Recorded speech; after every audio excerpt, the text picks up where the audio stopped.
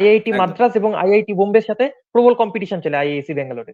তো এখানে পড়া আমার ছোটবেলা থেকেই স্বপ্ন ছিল যে ভারতে রিসার্চের জন্য বেস্ট ইনস্টিটিউট হচ্ছে আইআইএসি ব্যাঙ্গালোর। চান্স তো পাওয়ার আগামীতে যারা আমাদের দেশের ভবিষ্যৎ, যারা আমাদের দেশের কাণ্ডারি, যারা আমাদের দেশকে একটা উন্নত জায়গায় নিয়ে যাবে, সেরকমই একজন কৃতী ছাত্রের সাথে আজকে আমরা আলাপ করব। সে হচ্ছে অভিক দাস, যে এবছর উচ্চ মাধ্যমিকে প্রথম স্থান অধিকার করেছে আমাদের রাজ্যে। সে বর্তমানে আলিপুরদুয়ার তথা আমাদের পশ্চিমবঙ্গ রাজ্যের গর্ব। হ্যাঁ, আমি আলিপুরদুয়ার ম্যাকুইলিয়াম হায়ার সেকেন্ডারি স্কুলের ছাত্র অভিক দাস। উচ্চ মাধ্যমিকে এবার আমি প্রথম হয়েছি। টোটাল আমি 500-র মধ্যে 496 নম্বর পেয়েছি। তো গত 8ই মে তোমাদের রেজাল্ট আউট হলো অভিক। তো তারপর থেকে আজকে এই যে সময়টা, প্রায় 1 মাস অতিক্রম হতে চলেছে। তো তোমার কি, কি অভিজ্ঞতা হলো নতুন? কিরকম নতুন জায়গা থেকে নতুন তুমি অভিজ্ঞতা অভ্যর্থনা পেয়েছো? নতুন অভিজ্ঞতা বলতে সবার প্রথমেই তো বলবো যে অনেক অভ্যর্থনা পেলাম এবং অনেক অভিনন্দন বার্তা, অনেক আহ, অনেক অভিনন্দন বার্তা পেয়েছি। তারপরে অনেক কৃতি সম্মাননা এসব অনুষ্ঠানে যেতে হয়েছে। অনেক অনেকে সংবর্ধনা দিতে আমাদের বাড়িতে এসেছেন এবং এসবই একটা অভিনব অভিজ্ঞতা। এই অভিজ্ঞতা হয়েছিল মাধ্যমিকেও, যখন আমি রাজ্যে চতুর্থ স্থান অধিকার করেছিলাম। তবে এবার উচ্চ মাধ্যমিকে প্রথম স্থান অধিকার করাতে যেন সেটা আগের থেকেও আরো বেশ কিছুটা বেশি বলেই আমি দেখতে পাচ্ছি। তো অভিক, তুমি মাধ্যমিকেও এই স্কুল থেকেই পড়াশোনা করেছো নাকি অন্য স্কুল ছিল তোমার? এখান থেকেই পড়াশোনা করেছি, ক্লাস 5 থেকে। আচ্ছা, আচ্ছা, আচ্ছা, আচ্ছা। তো এই যে ১ম হয়ে ওঠা, যেটা লক্ষ, লক্ষ ছাত্রছাত্রীর স্বপ্ন হয়, সেটা তুমি আজকে অ্যাচিভ করতে পেরেছো। এর পিছনে যে স্ট্র্যাটেজি বা এই যে অধ্যাবসা, কিভাবে তুমি এই জায়গায় পৌঁছালে বা তোমার স্বপ্ন কি ছিল এই ১ থেকে ১০ এর মধ্যে হওয়া? সেই বিষয়টা যদি আমাদের সাথে শেয়ার করো। পড়াশোনার বিষয়ে বলতে গেলে সবার প্রথমে যে কথাটা বলবো সেটা হচ্ছে, পড়াশোনা আমি সবসময় করেছি জানার জন্য। অর্থাৎ মার্কসের পিছনে কিন্তু আমি কোনোদিন ছুটিনি। তো এই জানার জন্য আমি শুধুমাত্র যে পাঠ্যপুস্তক পড়েছি তাই নয়, পাঠ্যপুস্তকের বাইরে বিভিন্ন অজস্র বই, রেফারেন্স বই, তারপরে হচ্ছে ক্লাস 5 থেকে আমি অঙ্ক এবং বিজ্ঞানের এনসিআরটি সিলেবাসের বই, সিবিএসইর বই আমি নিয়মিত ফলো করেছি। এছাড়া অজস্র ম্যাগাজিন, খবরের কাগজ, টিভিতে বিভিন্ন শিক্ষণমূলক অনুষ্ঠান, সেগুলি আমি খুব রেগুলারলি ফলো করেছি। তো এই কারণে একটা কি হয়েছে, ছোটবেলা থেকেই বই পড়ার একটা বিরাট অভ্যাস তৈরি হয়েছে এবং তার ফলে জ্ঞানার্জনের যে একটা আকাঙ্ক্ষা, প্রবল ইচ্ছা, হুম, সেই ইচ্ছাটা আমার ভিতরে হ্যাঁ, তৈরি হয়েছে। এটার জন্য কি হয়েছে, আমি সবসময় পড়াশোনাকে একটা সাধনার মতো দেখি। পড়াশোনাটা আমার কাছে দৈনন্দিন জীবনচর্চার একটা উম, আহ, অপরিহার্য অঙ্গ। মানে পড়াশোনাকে ছাড়া আমি জীবনের কথা ভাবতে পারি না। আর পড়াশোনার কথা, মার্কসের বিষয়ে আমি এটাই বলবো যে আমাদেরকে কোনো একটা সাবজেক্ট জানার জন্য পড়তে হবে, মার্কসের জন্য নয়। তার জন্য আমি সবসময় জোর দিয়েছি টেক্সট বই খুঁটিয়ে খুঁটিয়ে পড়ে, শুধুমাত্র একটি টেক্সট বই না পড়ে একাধিক টেক্সট বই পড়া, আচ্ছা। শুধুমাত্র যে পাঠ্যপুস্তকে যেটুকু আছে সেটাতে সীমাবদ্ধ না থেকে বিভিন্ন রেফারেন্স বই এবং সিবিএসসির এনসিআরটি সিলেবাসের বই ফলো করা, বারবার মক টেস্ট হুম, পেপার সলভ করা, বারবার রিভিশন দেওয়া, আচ্ছা। এসবে আমি বিশেষভাবে জোর দিয়েছি। আর এই যে তোমার সাফল্য, এর পেছনে বাবা-মার একটা অবদান আছে। তো গৃহশিক্ষক বা স্কুল শিক্ষকদের কতটা অবদান আছে? এ বিষয়ে যদি বলো। বাবা মার বিরাট অবদান তো রয়েছেই, গৃহশিক্ষক এবং স্কুল শিক্ষকরাও বিরাট অবদান রেখেছেন। কারণ গৃহশিক্ষক এবং স্কুল শিক্ষক দুজনেরাই মানে দুরকম, স্কুল শিক্ষক এবং গৃহশিক্ষক উভয়ই আমাকে সবসময় কোনো একটা সাবজেক্টে যখন সমস্যার সম্মুখীন হয়েছি তখনই সেটা আমাকে সলভ করে দিয়েছেন এবং আমার যত ডাউট ছিল সেই ডাউট তারা ক্লিয়ার হুম, করতে আমাকে বিশেষভাবে সহযোগিতা করেছেন। তাদের ছাড়া এটা কখনোই সম্ভব হতো না। আচ্ছা। তো এই যে পড়াশোনা, তার ফাঁকে আর কি, কি করতে ভালো লাগে অভিকের? পড়াশোনার ফাঁকে আমার গল্পের বই পড়তে সবচেয়ে ভালো লাগে। এছাড়া আমি ক্রিকেট ম্যাচ দেখতেও পছন্দ করি। আচ্ছা। এমনি কি ক্রিকেট খেলো? মানে প্রফেশনালি খেলো বা এমনি বন্ধুদের সাথে কি ক্রিকেট না খেলা হতো? না, প্রফেশনালি তো সেরকম খেলি না।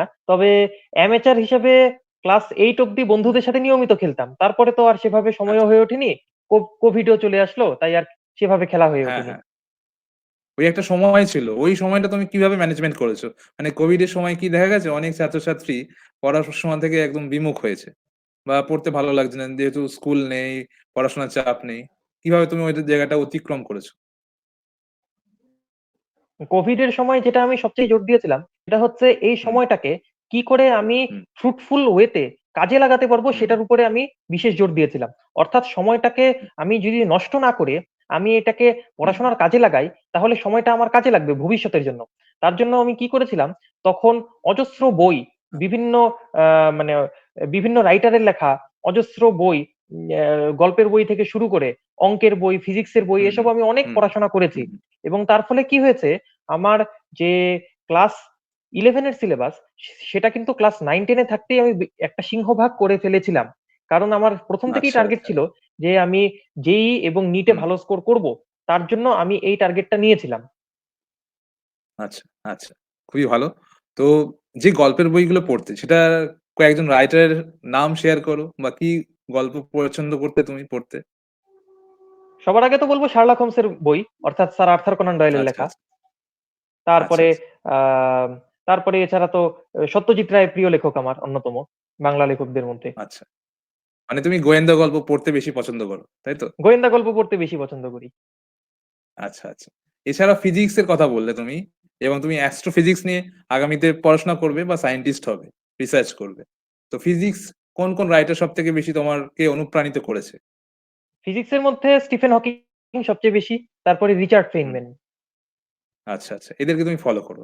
আচ্ছা এমন কেউ আছে হ্যাঁ, মানে যে যাকে তুমি ফলো করেছো তোমার রোল মডেল বলতে পারো?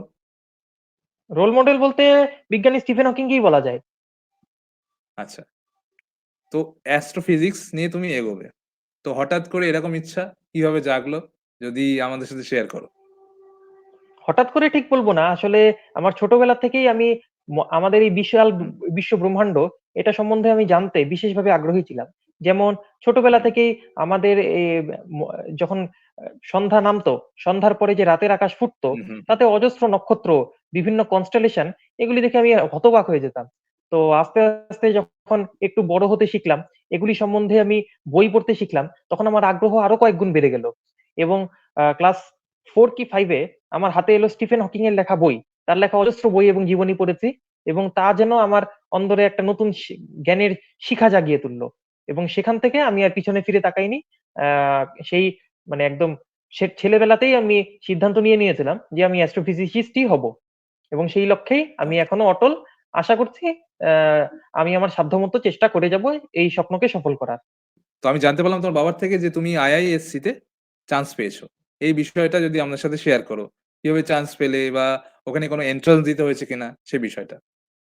আইআইএসসি ব্যাঙ্গালোর দেশের একটি অগ্রগণ্য প্রতিষ্ঠান রিসার্চের জন্য, এবং প্রত্যেক বছর একদম, একদম। সেন্ট্রাল গভর্নমেন্টের যে এনআইআরএফ র্যাঙ্কিং বের হয়, সেখানে প্রায় হুম, প্রত্যেক হুম। বছরই শীর্ষস্থানে থাকে। যদি কোনো বছর শীর্ষস্থানে ২ বাদ না থাকে, তাহলে ১ম ৩ এর মধ্যে থাকেই। আইআইটি একদম। মাদ্রাজ এবং আইআইটি বোম্বের সাথে প্রবল কম্পিটিশন চলে আইআইএসসি ব্যাঙ্গালোরে। তো এখানে পড়া আমার ছোটবেলা আচ্ছা। থেকেই স্বপ্ন ছিল যে ভারতে রিসার্চের জন্য বেস্ট ইনস্টিটিউট হচ্ছে আইআইএসসি ব্যাঙ্গালোর। চান্স পাওয়া যথেষ্ট কঠিন। এখানে চান্স পেতে হয় জেইই মেইনস অথবা জেইই অ্যাডভান্সড অথবা নিট ইউজি দিয়ে। আমার আমি ৩ টা আচ্ছা। পরীক্ষাই দিয়েছি। তার মধ্যে ১ম যে পরীক্ষা জেইই মেইনস, হুম। সেটা অসম্ভব ভালো হওয়াতে 99.98 পার্সেন্টাইল আমি পেয়েছি। বাহ! প্রায় ১৪ লক্ষর উপরে পরীক্ষার্থী সারা ভারত জুড়ে। তা তাতে আমি আইআইএসসি থেকে অফার লেটার পেয়েছি। তো আইএসসি তে সুযোগ পাওয়ার জন্যে তোমাকে অনেক, অনেক অভিনন্দন। খুব হ্যাঁ, খুশি ধন্যবাদ। হলাম আমরা। খুব খুশি হলাম তুমি এইখানে চান্স পেয়েছো এবং এইভাবে এগিয়ে যেতে চাইছো। তো অ্যাস্ট্রো ফিজিক্স ব্যাপারটা নিয়ে তুমি যদি একটু বলো। অনেকে কি হয় অ্যাস্ট্রো ফিজিক্সকে অনেক সময় কি হয় অ্যাস্ট্রোলজির সাথে গুলিয়ে ফেলে। এই বিষয়টা যদি আমাদের সাথে একটু তুমি পার্থক্য করে দাও এই বিষয়টা। মানে অ্যাস্ট্রোলজি আর অ্যাস্ট্রোফিজিক্স এর বেসিক্যালি কোনো মিলই নেই।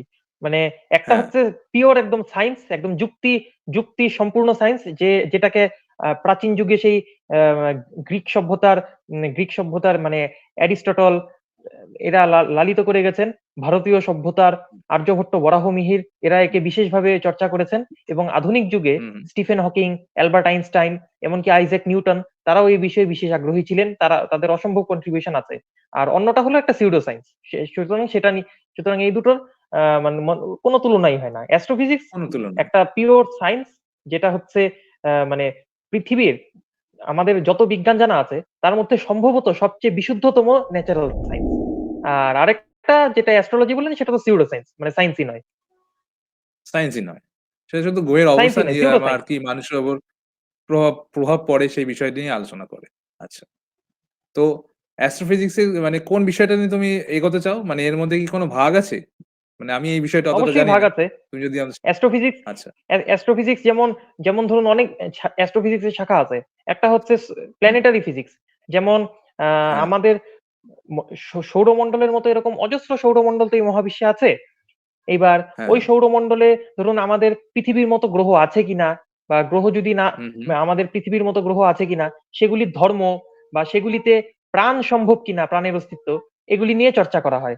আবার আহ আরেকটা যেটা হচ্ছে আরো আরো কিছু শাখা আছে যেখানে ইউনিভার্সের, এটাকে বলে কসমোলজি, অর্থাৎ ইউনিভার্সের হুম, হুম, উৎপত্তি কিভাবে হুম, হলো বিগ ব্যাং এর মাধ্যমে, হুম, ইউনিভার্সের পরিণতি হুম, কি হুম, হবে, আমরা কোন দিকে যাচ্ছি সেটা নিয়ে আলোচনা করে। আরেকটা শাখা আছে যেটা হচ্ছে স্টেলার ফিজিক্স। সেখানে আলোচনা করা হয় বিভিন্ন নক্ষত্র, তারা নক্ষত্র, এদের গঠন নিয়ে, তাদের জন্ম মৃত্যু এসব রহস্য নিয়ে। আরেকটা শাখা আছে হুম। সেটা হচ্ছে নিউট্রন স্টার, বিভিন্ন Galaxy, nebula, black hole, dark energy, dark matter এসব নিয়ে গবেষণা করে। তো অজস্র শাখা। আচ্ছা, আচ্ছা। তা তুমি কোন দিকে বেশি ইন্টারেস্টেড? এমনিতে মানে আমি এটা কি প্রত্যেকটা তোমাকে ফিল্ড নিয়ে এখনই আচ্ছা। এমনিতে আমি প্রত্যেকটা তোমাকে ফিল্ডে নির্বাচন ইন্টারেস্টেড। করতে হবে শুরুতেই? না, আচ্ছা, আচ্ছা। ডিসিশন নিতে হবে আরো অন্তত 3 থেকে 4 বছর পরে। আচ্ছা, আচ্ছা, আচ্ছা। মানে এখনই তুমি ওর মধ্যে ভাগটা তুমি করতে পারছো না। তোমাকে পুরোটাই জানতে হবে এখন। তাই তো? হ্যাঁ, এখন হচ্ছে বিষয়কে জানা, বিষয়কে জানা। আচ্ছা, আচ্ছা। বিষয়কে জানা। বিষয়কে জানা। তো পড়াশোনা তুমি বলছো টেক্সট বুক ফলো করতে। একাধিক টেক্সট হুম, বুক তুমি পড়েছো এবং নিয়মিত মক টেস্ট দিতে এই বিষয়টা। হুম। এই মক টেস্টটা কি তুমি বাড়িতেই দিতে মানে কোনো ইনস্টিটিউশন এর মাধ্যমে দিতে? সেটা যদি আমাদের না, সাথে মক বলো। টেস্ট আমি বাড়িতেই দিতাম। আমার শিক্ষকরা সেটা চেক করে দিতেন। আচ্ছা, আচ্ছা। মানে প্রশ্নপত্র শিক্ষকরা তৈরি করে দিতেন তোমাকে। হ্যাঁ। আচ্ছা, আচ্ছা। তো আ এই যে পড়াশোনা এখানে কোনো স্টাডি টেকনিক তুমি ফলো করেছো? মানে বা কোনো ঘন্টা ধরে পড়াশোনা করা এরকম বিষয়? স্টাডি টেকনিকে যেটা আমি সবচেয়ে বেশি জোর দিয়েছি সেটা হচ্ছে হুম, নির্দিষ্ট মানে একদম বাঁধা ধরা ছকের মতো রুটিন না মেনে যখন আমার ইচ্ছা হুম, হয়েছে তখন পড়াশোনা করার চেষ্টা করেছি। ভোরে উঠে পড়া কিংবা রাত জেগে পড়া এগুলি কখনো করিনি। মানুষের যে নরমাল হুম, হুম। দৈনন্দিন রুটিন থাকে তার একদম। মধ্যে সময়কে কি করে মেক্সিমাম ইউটিলাইজ করা যায় সেটার উপর জোর দিয়েছি। আচ্ছা। যখন ইচ্ছা, যখন যখন ধরুন একটু ক্লান্তি আসছে তখন একটু বইটা হুম, হুম। সরিয়ে একটু গল্পের বই পড়লাম বা একটু পেপার পড়লাম, বা হ্যাঁ, হ্যাঁ, হ্যাঁ। আর যখন পড়তে ভালো লাগছে তখন একদম একটানা পড়লাম। এভাবে পড়েছি। আর সবসময় চেষ্টা করেছি পড়ার মাঝখানে ধরুন আ ১ ঘন্টা আমি পড়লাম, তারপরে ২ মিনিটের গ্যাপ রাখতে। অর্থাৎ একটানা কয়েক ঘন্টা না পড়ে আমি চেষ্টা করেছি যাতে ফ্রিকুয়েন্টলি গ্যাপ রাখা যায়। তো এই যে মানে কিছু ক্ষেত্রে কি হয়, কিছু, কিছু সাবজেক্ট যেমন যারা সায়েন্স নিয়ে পড়ছে যেমন তোমার কেমিস্ট্রি ছিল, ফিজিক্স ছিল, বায়োলজি, ম্যাথ ছিল।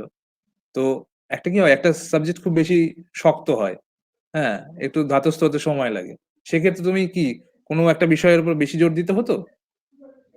নাকি না, সেরকম জোর প্রত্যেকটাই দিতে হতো সময় না। আমার আমার আমি সব সাবজেক্টই প্রায় সমান রূপে ব্যয় করতাম। মানে কোন সাবজেক্টই আমার কাছে আচ্ছা, আচ্ছা, শক্ত লাগেনি। আচ্ছা। আর যদি আগামীতে অন্যান্য যারা স্বপ্ন দেখছে সফল হওয়ার, তাদের কোনো একটা বিষয়ে ধরো একটু, একটু খামতি রয়েছে। তারা কি করবে? তোমার মতে তুমি যদি একটু সাজেশন দাও। কোনো একটা বিষয়ে খামতি থাকলে, বিশেষত সায়েন্সের সাবজেক্টে খামতি থাকলে আমি হুম, যেটা বিশেষভাবে করতে বলব সেটা হচ্ছে ওই সাবজেক্টটা নিয়ে বিশেষভাবে স্টাডি করা। অর্থাৎ দিনের একটা নির্দিষ্ট সময় আমি বেঁধে রাখবো যে ওই সাবজেক্টটাই হুম, হুম। কেবলমাত্র আমি স্টাডি করব। যেমন ধরুন কারোর যদি ফিজিক্সে অসুবিধা হয়, তাহলে দিনের একটা হ্যাঁ, হ্যাঁ। নির্দিষ্ট সময় সে ঠিক করে রাখবে। আমি খালি ফিজিক্সটাই পড়বো এবং সেখানকার যত কনসেপ্ট আছে, একটা চ্যাপ্টারের যত কনসেপ্ট আছে সেগুলি সব রিভাইজ হুম, করবে, বারবার পড়বে যতক্ষণ না সেটা ক্লিয়ার হচ্ছে। বা ফিজিক্সে যদি কারোর অসুবিধা হচ্ছে, তাহলে যেই চ্যাপ্টারে অসুবিধা হচ্ছে সেই চ্যাপ্টারের সমস্ত সলভড নিউমেরিক্যাল গুলি, যেগুলি উদাহরণে করা রয়েছে, হুম, হুম, সেগুলি হুম। একদম প্রত্যেকটা লাইন বাই লাইন খুঁটিয়ে দেখে ওই একই রকম নিউমেরিক্যাল এক্সারসাইজে যতগুলি আছে সবগুলি নিজেকে করতে হবে। অর্থাৎ যেটা করতে হবে আচ্ছা। সেটা হচ্ছে সেলফ স্টাডি। সেটার উপর বিশেষভাবে জোর সেলফ দিতে স্টাডি হবে। বিশেষভাবে জোর অবশ্যই দিতে সেলফ হবে। স্টাডি। এই যে মাধ্যমিকের পর নতুন স্ট্রিম নিতে হয় সবাইকে। এই সময় অনেকে কনফিউজ হয়ে যায়। মানে সবাই মানে কি সামাজিক একটা প্রেশার আছে যে সায়েন্স নিয়ে এগোতে হবে। এই বিষয়ে তুমি কি বলো? যে অ্যা নিজের মর্জি মতো এগোনো উচিত নাকি প্রেশার নিয়ে অনেকে সায়েন্স নিয়ে ফেলে তারপরে কিন্তু অনেক সমস্যা দেখা দেয়। এই জায়গাটা তুমি যদি একটু অব বলো। অব অবশ্যই নিজের ইচ্ছে মতো এগোনো উচিত। কখনোই প্রেশারাইজড হয়ে লোকে কি হুম, ভাবছে হুম, ইত্যাদি হুম, এসব জিনিস নিয়ে চিন্তা না করে নিজের যেটা ইচ্ছা সেটাকে কখনোই অবদমিত করা উচিত নয়। যা আমি চাচ্ছি হুম, হুম। সেটা যা আমি যাতে পড়তে পারি সেই বিষয়ে বিশেষভাবে খেয়াল রাখতে হবে স্ট্রিম বাছাইয়ের সময়। স্টিম বাসের সময় একদম। আর তুমি আগামীতে যারা স্বপ্ন দেখছে, সফল হতে চায় বা ১ থেকে ১০ এর মধ্যে হতে চায়, তারা কিভাবে পড়াশোনা শুরু করতে পারে? বা ঠিক কোন বছরের শুরুর থেকেই শুরু করবে নাকি তারও আগে থেকে প্রিপারেশন শুরু করবে? যেমন তুমি বললে তোমার মাধ্যমিকে থাকাকালীনই তোমার প্রায় 11 টা একাদশ টা সিলেবাস কমপ্লিট হয়ে গেছিল। সেক্ষেত্রে তারা কি আরো এগিয়ে থেকে পড়াশোনা করবে? তুমি একটু বলো আমাদের সাথে। অবশ্যই কেউ বিশেষত কেউ যদি হচ্ছে মানে এখন তো কেবলমাত্র হায়ার সেকেন্ডারির পরীক্ষা দিয়ে শুধুমাত্র হয় না। এখন বিভিন্ন অল ইন্ডিয়া বেসিস এর হুম, কম্পিটিটিভ হুম। পরীক্ষা সবাইকেই বসতে হচ্ছে। কেউ সায়েন্স নিয়ে পড়ুক, একদম, আর্টস একদম। নিয়ে পড়ুক, যে স্ট্রিমেই যেতে চাক। তো হুম, সেই হুম। ক্ষেত্রে যদি যদি মানে ক্লাস 11 এ ওঠার আগের থেকেই স্ট্রিম বাছাই মনে, মনে করে নিয়ে সেই অনুযায়ী প্রিপারেশন এগিয়ে রাখা যায়, তাহলে সে অবশ্যই এগিয়ে থাকবে। আর এই যে লকডাউনের সময় আমরা দেখলাম অনেক ক্ষেত্রেই কি হয়েছে অনলাইন স্টাডি একটা নতুন বিষয় এসছে। তার আগে তো YouTube ছিল। অনেক হুম। স্টাডি চ্যানেলও ছিল, এডুকেশন চ্যানেল ছিল। তো প্রবণতা অনেক বেড়ে গেছে। তো সেটাকে তুমি কিভাবে দেখছো? মানে এই যে অফলাইন স্টাডি এবং অনলাইন স্টাডিকে তুমি যদি একটু বলো এই বিষয়টা। অফলাইন স্টাডি এখানে একটা ব্যাপার আছে যে অনলাইন স্টাডিতে কি হয় আমরা অনেক সময় এমন অনেক কিছু মেটেরিয়াল পাই যেগুলি হয়তো অফলাইনে বিশেষত ছোট শহরে বসে বা গ্রামে বসে সেগুলি পাওয়া সম্ভব হয় না কেবলমাত্র বড় শহরে অনেক বড় বড় নামি হুম, ইনস্টিটিউট বা ইউনিভার্সিটি হুম। সেখানকার প্রফেসরদের লেকচার আমরা একদম ঘরে বসে দেখতে পাচ্ছি এটা কিন্তু একটা বিরাট পাওনা তবে একদম, আমি একদম। আমি যেটা মনে করি সেটা হচ্ছে অনলাইন ক্লাস অফলাইন ক্লাসের পরিপূরক হতে পারে কিন্তু অফলাইনের বিকল্প হতে পারে না। অর্থাৎ অনলাইন ক্লাসকে আমরা এক্সটেনশন মানে অফলাইন হুম, ক্লাসকে কি করে আরো ফ্রুটফুলি কাজে লাগানো যায় সেটার একটা এক্সটেনশন অর্থাৎ পরিপূরক হিসেবে আমরা ধরতে পারি। কিন্তু অনলাইন ক্লাসকেই যদি আমরা একমাত্র পন্থা হিসেবে ধরি, হুম। অফলাইন ক্লাসের বিকল্প হিসেবে মনে করি তাহলে কিন্তু হবে না। মানে ওটাকে আমরা একটা বাহন ধরতে পারি। যে ওটাকে আমরা বাহন কাজে ধরতে পারি। লাগিয়ে হ্যাঁ, আমাদের স্টাডিটাকে আরো মজবুত করতে পারি। ওটা অবশ্যই হ্যাঁ, একমাত্র কিন্তু পন্থা এটা নয়। একমাত্র পন্থা নয়। একমাত্র পন্থা নয়। তো আমাদের জিওগ্রাফি 360 চ্যানেলের তরফ থেকে তোমাকে অনেক, অনেক স্বাগত এবং অভিনন্দন আগামী জীবনের জন্যে। যদি তোমার এখন ব্যক্তিগত কিছু বক্তব্য থাকে, সেটা তুমি বলতে পারো। আগামী যারা ছাত্রছাত্রী তোমার ভিডিও দেখবে বা তোমাদের দেখে স্বপ্ন দেখা শুরু করবে তাদের জন্য। প্রথমত তো আপনাদের চ্যানেলকে ধন্যবাদ জানাতে চাই। এম এ আমার এরকম একটা সুন্দর অনুষ্ঠান আয়োজন করার জন্য। আর ছাত্রছাত্রীদের আমার যারা জুনিয়র, আমার যারা ছোট ভাই-বোন হুম, তাদের উদ্দেশ্যে আমার একটা বার্তাই থাকবে যে পড়াশোনা যখন করবে তখন পড়াশোনার মতো পড়াশোনা করবে। কোন ফাঁকি যাতে সেটাতে না হয়। একদম মনোযোগ সহকারে জানার আগ্রহের জন্য, মার্কসের জন্য নয়, সেভাবে পড়াশোনা করবে। তাহলে মার্কস তো আসবেই। তথাকথিত মানে আমরা যে ডিভিশন করি যে তথাকথিত হ্যাঁ, মার্কসই এ হুম, স স মানে একমাত্র সাফল্যের চাবিকাঠি আমি সেটাতে বিশ্বাসী নই। তবে এভাবে যদি পড়াশোনা করে তাহলে তার ভিতরের অন্তরাত্মার যেমন একটা শান্তি হবে, তেমনি সে মার্কসও ভালো পাবে এবং তার জীবনেও সে সফল হয়ে যাবে। একদম, একদম। তো মানে স্টাডির মানে ক্ষেত্রে যেমন ফাঁক মানে কোনো গ্যাপ থাকলে সেক্ষেত্রে কিন্তু অসুবিধা হবে। আমরা যদি সময় অবশ্যই। মতো নিজেদের যে দৈনন্দিন পড়াটা, যেটা স্কুল হুম, থেকে পাচ্ছি বা গৃহ শিক্ষকদের থেকে পাচ্ছি, যেটুকু শিখছি সে যদি তৈরি করে ফেলি, তাহলে কিন্তু আমাদের কোনো গ্যাপ রয়েছে থাকবে না এবং আমাদের এই রাত জেগে বা খুব ভোরে উঠে পড়াশোনা করতে হবে না। এটাই তো বলতে চাইছো? অবশ্যই। এভাবে পড়লে আরকি কোনো গ্যাপ যদি হ্যাঁ, না এটাই রাখি, বলতে চাইছি। কোনো ফাঁক যদি না রাখি, তাহলে কিন্তু আমরা সফল হতে পারবো। আর সবথেকে গুরুত্ব দেব আমরা টেক্সট বইয়ের উপরে। টেক্সট বই থেকে হ্যাঁ, খুব খুঁটিয়ে, খুঁটিয়ে পড়বো এবং একাধিক হুম, খুব বেশি নাম্বার পাওয়ার জন্যে, ভালো করে বিষয়টা জানার জন্যে আমাদের একাধিক হুম, টেক্সট বই ফলো করতে হবে। অবশ্যই। এটাই হচ্ছে আসল।